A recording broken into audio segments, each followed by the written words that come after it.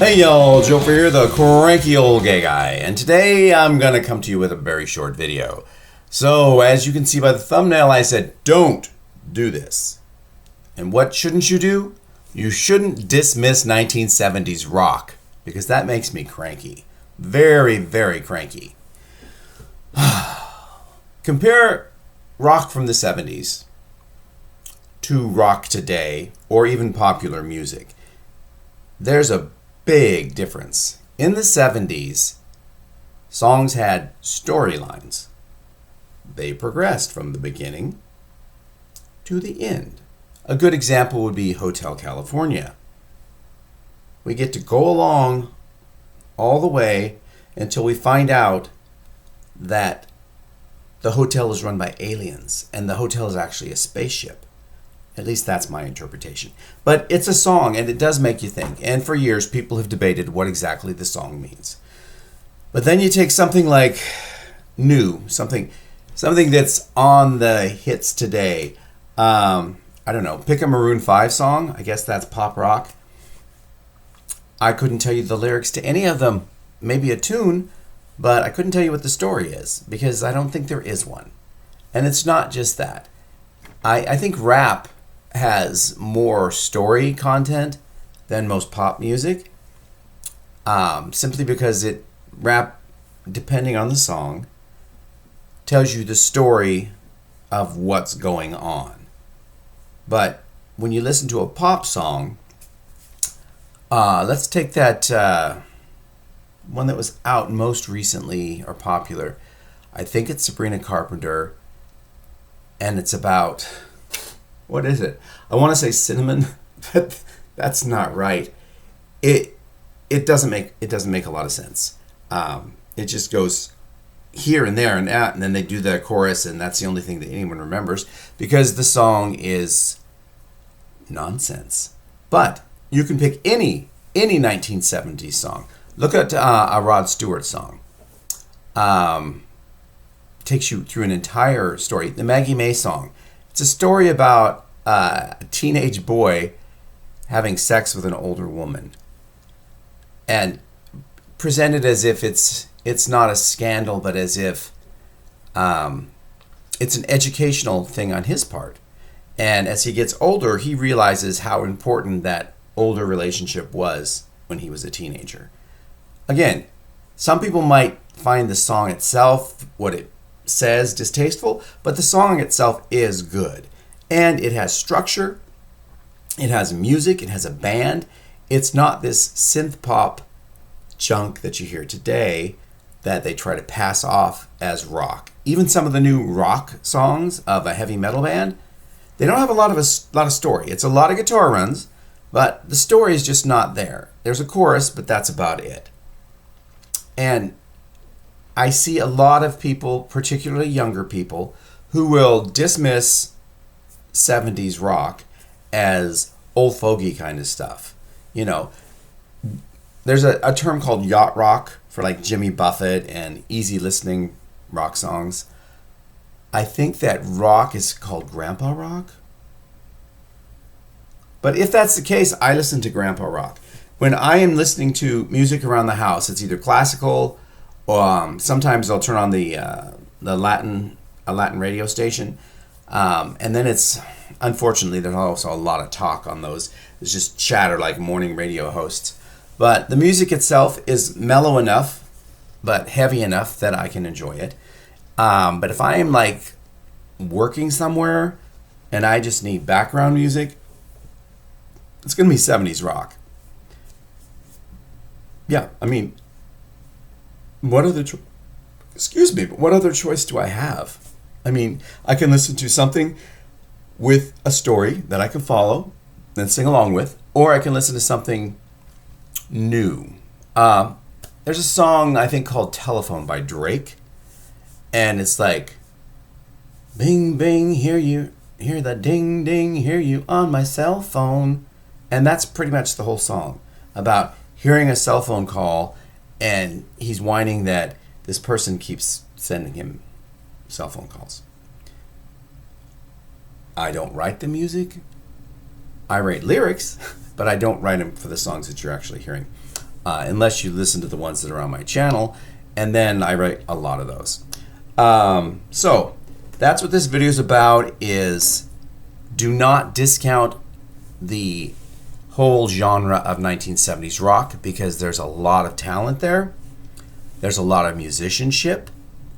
There's a lot of really good vocals. These are three things that you don't get with today's music. There are good vocalists, and there are good lyricists, and there are good musicians, but you rarely get them all put together in a modern band. If any of you watch SNL, they have live music every show. I usually fast forward through most of it because the whole way it's mixed, you can't hear what they're saying.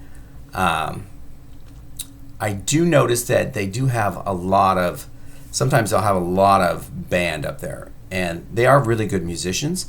I just don't particularly care for the vocalist or the song itself.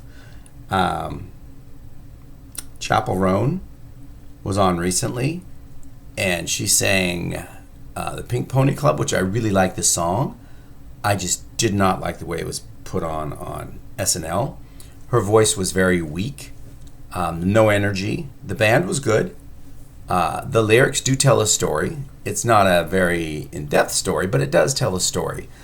And I can appreciate what was going on there. I just don't like the way that it was put out. Now, I don't know if that's because when I see the videos or I hear her music on the radio, it's overproduced, and this is how it sounds live, and she just needs to have her voice jacked. Or she was just tired. I mean, she just didn't have a lot of enthusiasm when she did that song on TV. But we're getting back to 70s rock. Don't dismiss it, because when you do, it makes me cranky. It makes me cranky when anyone dismisses any music. I'm not dismissing modern music, because for some, that's their coming of age music. That's what they're raised on. That's what they identify with. That's great. But what I'm saying is that look into the depth of older music. And in the terms of, it's like a sign-off phrase or a catchphrase that they use on classical radio here in Portland, on classical.org. They'll say, and remember, all music was once new music. And that's what I'd like to say about 1970s rock. When you hear younger people call it grandpa rock or old fogey stuff, remember that for its time, it was new music, and it was controversial, and it got a lot of attention, and it made a lot of people rich. I mean, that's the truth too. Also, one more thing that you shouldn't do, as you probably noticed, I have this big old, wrong side, because the camera reverses things. I woke up this morning and I have this. It's like I must have poked myself in the eye last night when I was sleeping. It was pink this morning, a red, and I thought drops would take care of it. And it did get the red out of both eyes, because my eyes don't close at night, so they were always red in the morning. But this is just wild. I broke a blood vessel, or one burst or something. And I don't know what's going on there. So that's another thing I'm going to say. Don't do this. Don't poke yourself in the eye when you're sleeping. Was it painful? I don't remember. Is it painful now? No. But it is very unattractive. And wouldn't you know, tonight is a night I'm supposed to go to it's called Noche Noel up in East Vancouver. And it's a gathering of people to celebrate the holiday and to imbibe and eat or whatever. And I'm going, and I'm going to take this eye with me. So I guess I need to come up with a story before then, don't I? Oh boy, maybe I could say I got hit in the face by I know what it was. I was walking down the street, and someone was holding or wearing a MAGA hat, and I talked to them, and I said, well, now that you've elected Donald Trump, how do you feel about President Musk? And they slapped me across the face, and that's what happened. So that's my story. I'm going to use it. Thanks, everyone, for helping me brainstorm and come up with that. I know this hasn't been much of an episode, but it's what it is. So thanks for sticking with me. Your comments are more than welcome. They're encouraged, actually. It is Saturday night. Go out and have a good time. Stay in and have a good time. Just have a good time. and I will see you all tomorrow. That is Sunday. Be well. And, I tried to do a signature sign-off term or line at the end of every video early on, and I went through a number of them and never found one that caught on. So lately I just say, bye-bye. But I'd really like to come up with an actual sign-off line. So if you guys have tips and hints, put them in the comment section, let me know, and I will see you all tomorrow. Bye-bye. When the young ones, they say your music is outdated. When the young ones, they play that music that is hated, you speak up and say, I was you just yesterday when you picked up that guitar and played. But God's music will blow them away. Don't underestimate the rock god. Don't you dare hesitate. He's a rock god. When the heavens send down the music that astounds, just remember he's around. He's a rock god.